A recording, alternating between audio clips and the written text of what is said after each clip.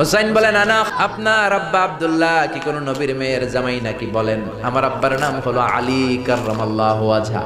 আমার আব্বা হলো শেরে খোদা, দুনিয়ার সব কাফির মুশরিকদের জন্য আল্লাহ আমার আব্বারে বাঘ বানিয়ে পাঠিয়েছেন।